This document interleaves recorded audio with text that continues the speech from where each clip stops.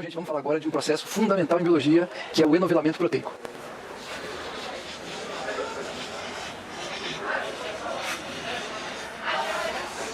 O enovelamento proteico é o processo através do qual uma proteína, que eu vou representar dessa maneira, a extremidade amino, terminal livre, a extremidade carboxy, terminal livre, ela sai de uma estrutura com liberdade total de movimentação, ela sai de um estado com liberdade total de movimentação, ela sai de um estado onde um número gigantesco de estruturas são equivalentes e vai para um estado no qual a cadeia polipeptídica se encontra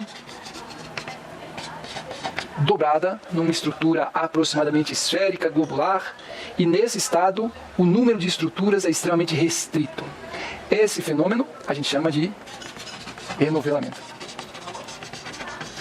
Um estado que a gente chama muitas vezes de estado desnaturado, em oposição a um estado que a gente chama de enovelado.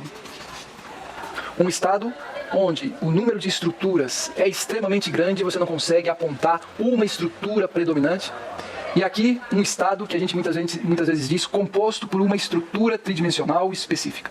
O estado enovelado é um estado que é caracterizado por uma estrutura única ou um conjunto muito restrito de estruturas, todas muito semelhantes. Esse processo de enovelamento pode, sob certos aspectos, ser considerado o oposto da desnaturação. A desnaturação é a perda da estrutura tridimensional específica, é a substituição do estado enovelado por um estado desnaturado. É a substituição de um estado com uma estrutura específica, um conjunto restrito de estruturas, por um estado onde o conjunto de estruturas possíveis e equivalentes é praticamente infinito. Enovelamento, dobramento proteico, esse termo enovelamento vem da ideia do novelo. A linha esticada se enovela. A linha esticada assume uma estrutura aproximadamente esférica, globular, típica do novelo. É daí a origem do termo enovelamento. Agora, por que esse fenômeno é tão importante?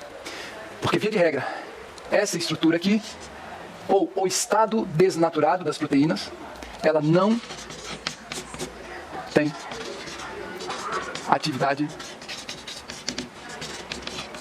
biológica. Enquanto o estado enovelado tem atividade biológica. Então, quando a gente fala de enovelamento proteico, a gente está falando do processo através do qual surgem todas as propriedades maravilhosas, fantásticas, inacreditáveis que as proteínas globulares exibem. Quando a gente fala de enovelamento proteico, a gente está falando do surgimento das propriedades de uma molécula que vão garantir a existência do sistema vivo. Quando a gente fala de enovelamento proteico, a gente está falando do surgimento, da origem das características fundamentais do organismo vivo. O enovelamento proteico, ele transforma uma substância de inativo para ativo. A desnaturação é a perda da atividade. Muitos de vocês associam imediatamente o fenômeno de desnaturação com o fenômeno de perda de atividade, e é perfeita essa associação. A desnaturação leva à perda da atividade. Agora, uma coisa fundamental que vocês têm sempre que lembrar é que o processo de enovelamento leva à formação de uma estrutura tridimensional. O processo de desnaturação leva à perda dessa estrutura tridimensional. O estado enovelado tem atividade biológica porque ele tem uma estrutura tridimensional definida. Toda propriedade proteica é resultado da sua estrutura tridimensional. Então, o processo de enovelamento é o processo de surgimento da atividade biológica e pode ser explicitado também, que é o processo de surgimento da estrutura 3D, tridimensional, que muitas vezes a gente se refere como estrutura terciária. Então, a estrutura primária é a sequência de aminoácidos, é a sucessão de aminoácidos na cadeia polipeptídica. Essa sequência de aminoácidos é definida no gene e nos processos de expressão gênica, que também, por sua vez, estão definidos no gene ou na sua interação com o ambiente. Essa sequência de aminoácidos a gente chama de estrutura primária.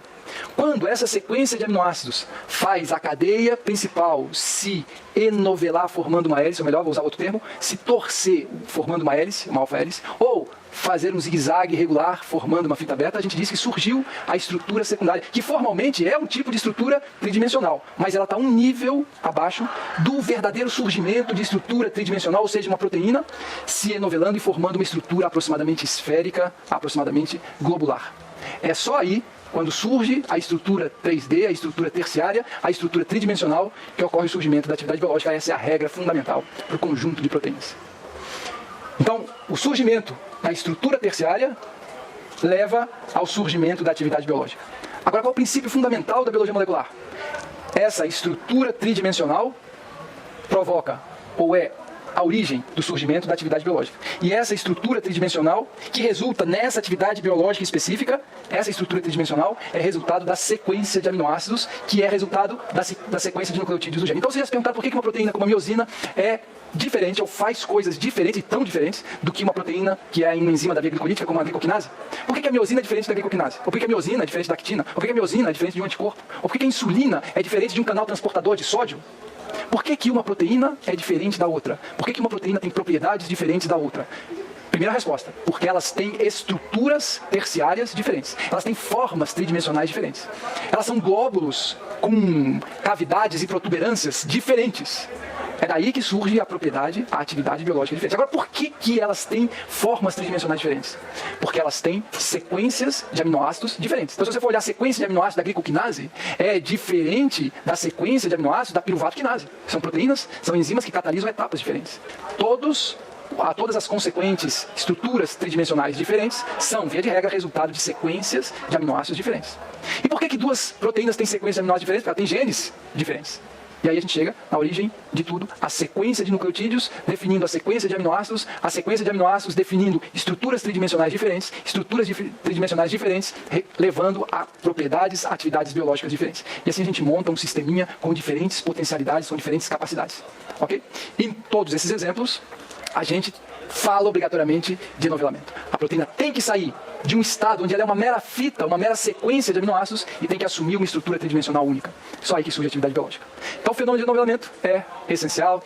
Tentar estudar, já se sabe muita coisa sobre regras ou leis que fazem com que uma determinada sequência de aminoácidos resulte numa certa estrutura proteica. Muito ainda tem que ser descoberto. Muitas vezes o código por trás do processo de enovelamento, muitas vezes é chamado de segundo código genético.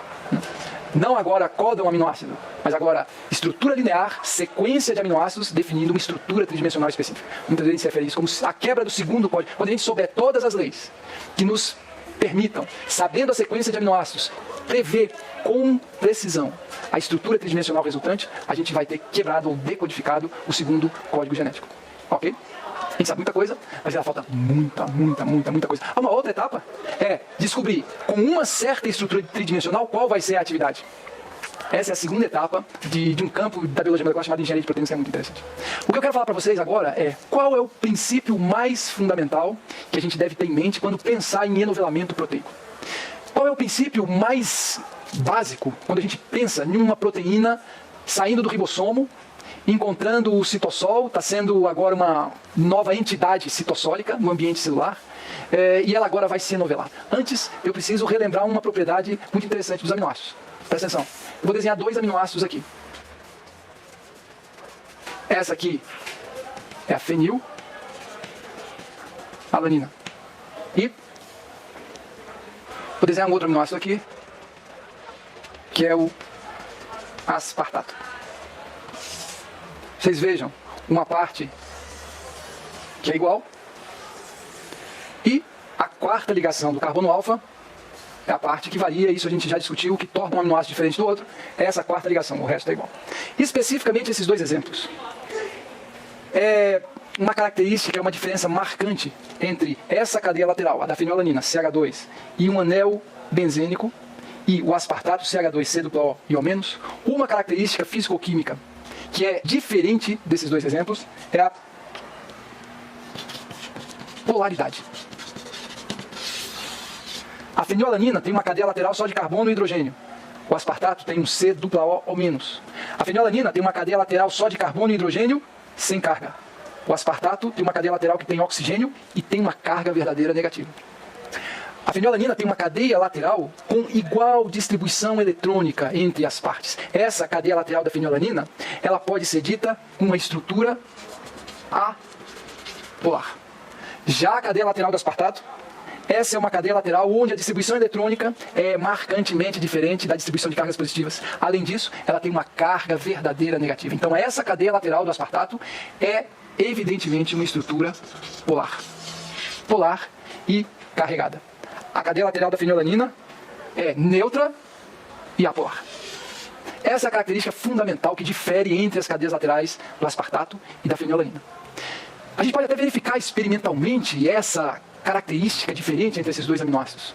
Se você tenta dissolver fenilalanina num solvente hidrofóbico, tipo óleo, ela vai se dissolver num grau muito maior do que o aspartato. Se você tenta dissolver aspartato em água, você vai ver que ele vai conseguir se dissolver muito mais do que a fenilalanina. Isso segue ou simplesmente confirma a regra que todos vocês conhecem, geral, de que semelhante dissolve semelhante.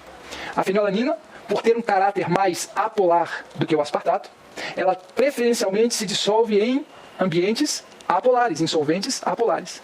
Ela não está tão à vontade num ambiente polar como está o aspartato. O aspartato tem na sua cadeia lateral grupamentos com uma enorme capacidade de interagirem com solventes polares, porque a própria cadeia lateral do aspartato é um grupamento polar. Então, num ambiente polar, quem está mais estável? Aspartato. Num ambiente apolar, quem está mais satisfeito, mais estável? A fenilalanina. Ok? Se você mistura fenilalanina, eu pego o pozinho, fenilalanina e aspartato, mistura o pó, beleza, está misturando o pó. Joga num tubo de ensaio que tem água e óleo e agita, ou melhor, água e óleo e agita, a fenilalanina vai se dissolver preferencialmente no óleo e o aspartato vai se dissolver preferencialmente na água.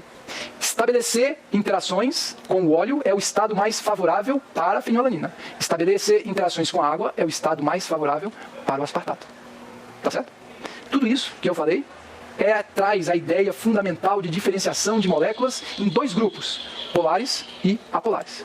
Por que essa cadeia lateral é polar? Ela é carregada. E por que ela é polar? Porque você tem átomos com eletronegatividade diferentes. Carbono e oxigênio. O oxigênio é muito mais eletronegativo. Vocês todos sabem que a água é como se fosse um pequeno ímã, porque o oxigênio é muito mais eletronegativo do que o hidrogênio. Ele puxa os elétrons da ligação com o hidrogênio e, consequentemente, fica com uma carga residual negativa. A polaridade de uma molécula é resultado da existência de átomos compartilhando elétrons, mas átomos com diferentes eletronegatividades. E a molécula inteira tem que ser assimétrica. Esses conceitos de polaridade e apolaridade vocês trazem de cursos fundamentais de química. Essa ideia é muito poderosa quando a gente pensa em enovelamento. Saber que a gente pode dividir fenilalanina mais apolar, aspartato mais polar. Na verdade, pessoal, a gente pode pensar na divisão mais primordial dos 20 aminoácidos. Se você quisesse fazer a divisão mais simples possível dos 20 aminoácidos em dois grupos, talvez você pudesse colocar aminoácidos polares, aminoácidos apolares. Essa seria uma divisão fundamental dos 20 aminoácidos, prestando atenção na polaridade da cadeia lateral. Os que fossem mais polares, os que fossem menos polares ou mais apolares. Na verdade, você pode construir essa escala, né? Você pode dividir inicialmente em dois grupos, polares e apolares. Mas você pode construir uma escala experimental. Qual é o mais apolar? Qual é o mais polar? Existem várias maneiras de fazer isso. Uma delas seria o mais polar, aquele que mais dissolve em água. O mais apolar, aquele que mais dissolve em óleo.